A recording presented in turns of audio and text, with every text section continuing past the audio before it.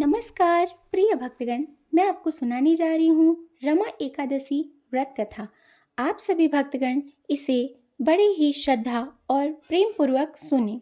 बोलो लक्ष्मी नारायण की जय। रमा एकादशी व्रत कथा कार्तिक मास की कृष्ण पक्ष की एकादशी की कथा है। आइए जानते हैं।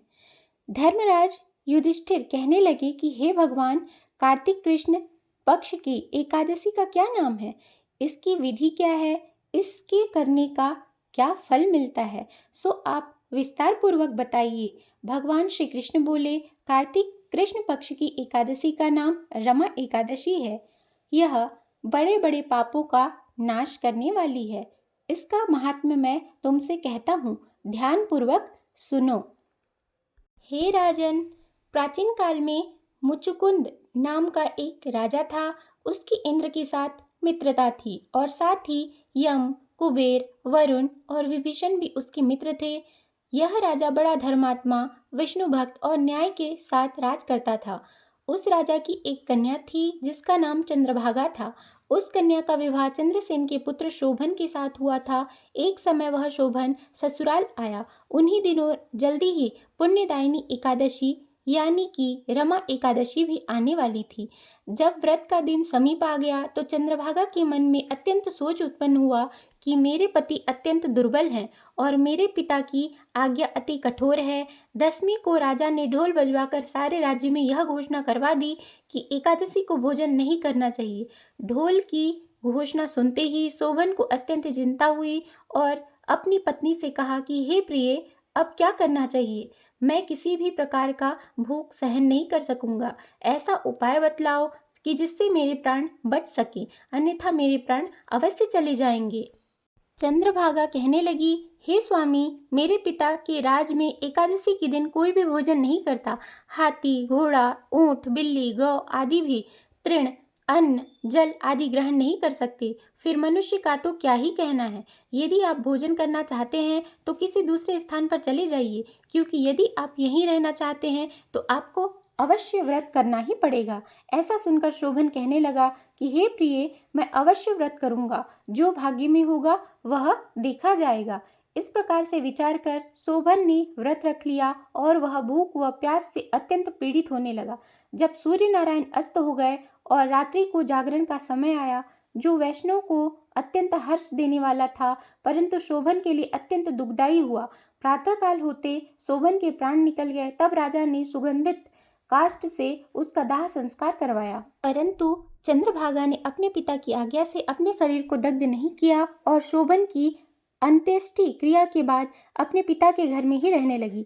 रमा एकादशी के प्रभाव से शोभन को मंदराचल पर्वत पर धन धान्य से युक्त तथा शत्रुओं से रहित एक सुंदर देवपुर प्राप्त हुआ। वह अत्यंत सुंदर रत्न और वैदुर्य मणि, जटिल स्वर्ण के खंभों पर निर्मित अनेक प्रकार की स्फटिक मणियों से सुशोभित भवन में बहुमूल्य वस्त्राभूषण तथा छत्र व चंवर से विभूषित गंधर्व और अप्सराओं से युक्त सिंहासन पर आरूढ़ ऐसा शोभायमान होता था मानो दूसरा इंद्र विराजमान हो।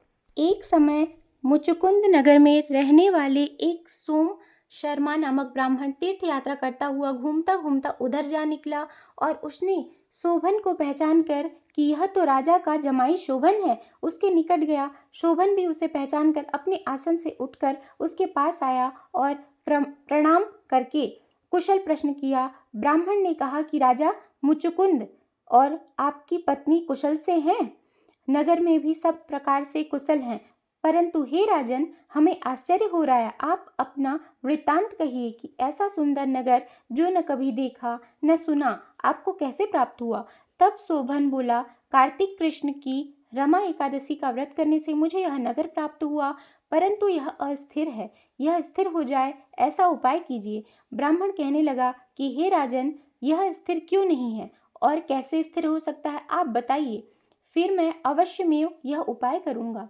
मेरी इस बात को आप मिथ्या न समझिए। शोभन ने कहा कि मैंने इस व्रत को श्रद्धा रहित होकर किया, अतः यह सब कुछ अस्थिर है। यदि आप मुचुकुंद की कन्या चंद्रभागा को यह सब वृत्तांत कहें तो यह स्थिर हो सकता है। ऐसा सुनकर उस श्रेष्ठ ब्राह्मण ने अपने नगर लौटकर चंद्रभागा से सब वृत्तांत कह सुनाया। ब्राह्मण के वचन सुनकर चंद्रभागा बड़ी प्रसन्नता से से कहने लगी, हे ब्राह्मण, ये सब बातें आपने प्रत्यक्ष देखी हैं या स्वप्न की बातें कर रहे हैं? ब्राह्मण कहने लगी, हे पुत्री, मैंने महावन में तुम्हारे पति को प्रत्यक्ष देखा है, साथ ही किसी से विजय न हो ऐसा देवताओं के नगर की समान उनका नगर भी देखा है। उन्होंने यह भी कहा कि यह स्थिर नहीं है, जिस प्रकार वह स्थिर रह सके सो उपाय करना चाहिए।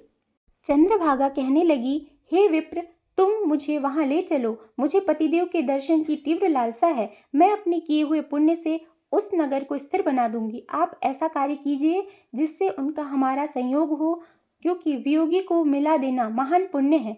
सोम शर्मा यह बात सुनकर चंद्रभागा को लेकर मद्राचल पर्वत के समीप वामदेव ऋषि के आश्रम पर गया।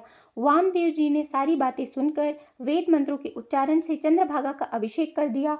तब ऋषि के मंत्र के प्रभाव और एकादशी के व्रत से चंद्रभागा का शरीर दिव्य हो गया और वह दिव्य गति को प्राप्त हो गई। इसके बाद बड़ी प्रसन्नता के साथ अपने पति के निकट गई। अपनी प्रिय पत्नी को आते देखकर शोभन अति प्रसन्न हुआ और उसे बुलाकर अपनी बाईं तरफ बिठा लिया। चंद्रभागा कहने लगी कि हे प्राणनाथ, आप मेरे पुण्य को ग्रहण कीजिए। अपने पिता के घर जब मैं 8 वर्ष की थी तब से विधि पूर्वक एकादशी के व्रत को श्रद्धा पूर्वक करती आ रही हूँ। इस पुण्य के प्रताप से आपका यह नगर स्थिर हो जाएगा तथा समस्त कर्मों से युक्त होकर प्रलय के अंत तक रहेगा। इस प्रकार चंद्रभागा ने दिव्य आभूषणों और वस्त्रों से सुसज्जित होकर अपने पति के साथ आनंद पूर्वक रहने लगी। हे राजन, यह मैंने रमा एकादशी का महत्व कहा है। जो मनुष्य इस व्रत को करते हैं उनके ब्रह्म हत्यादि समस्त पाप नष्ट हो जाते हैं। कृष्ण पक्ष और शुक्ल पक्ष दोनों की एकादशियां समान हैं, इनमें कोई भेदभाव नहीं है, दोनों समान फल देती हैं। जो मनुष्य इस महात्मा को पढ़ते हैं अथवा सुनते हैं अथवा सुनाते हैं, वे समस्त पापों से छूटकर विष्णु लोक को प्राप्त करते हैं। बोलो लक्ष्मी नारायण की जय। एकादशी व्रत बहुत ही खास होता है क्योंकि भगवान को कार्तिक माह और एकादशी दोनों ही बहुत ही प्रिय होते हैं। रमा एकादशी कृष्ण पक्ष में मनाई जाती है।